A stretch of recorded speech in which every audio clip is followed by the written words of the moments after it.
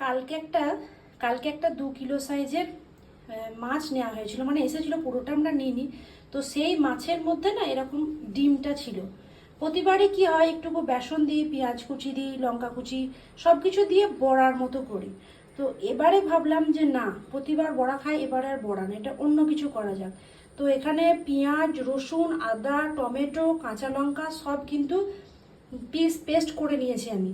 আর এখানে ডিমটা আছে, তো এটাকে কি করব, শুধুমাত্র ফ্রাই করব, কোনো রকম বড়া টড়া করবো না, মানে যাতে পেঁয়াজ আমাকে না কাটাকাটি করতে হয়, তার জন্য এরকম একটা সুন্দর সহজ প্রসেস। আরও ভালো যাতে কালারটা লাগে তার জন্য দিয়ে দিলাম সামান্য পরিমাণ কাশ্মীরি মির্চ।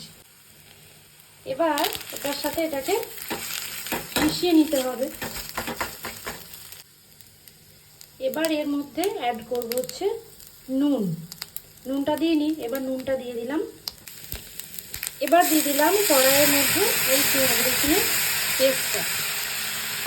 এটা দিয়েও ভালো করে একটু নাড়িয়ে চাড়িয়ে নিলেই মোটামুটি রান্না কমপ্লিট। রান্নাটা ঠিক এই পর্যায়ে, কোনো রকম ঝামেলা ছাড়াই এত সুন্দর একটা রান্না গরম ভাতে, আর এটা গরম গরম যদি পাওয়া যায় তো খেতে অপূর্ব লাগবে। এটা আমি কড়াই রেখে দেবো, যখন খাবো তার আগে এটা একবার হালকা করে কড়াই নাড়িয়ে নেবো। চলো তাহলে।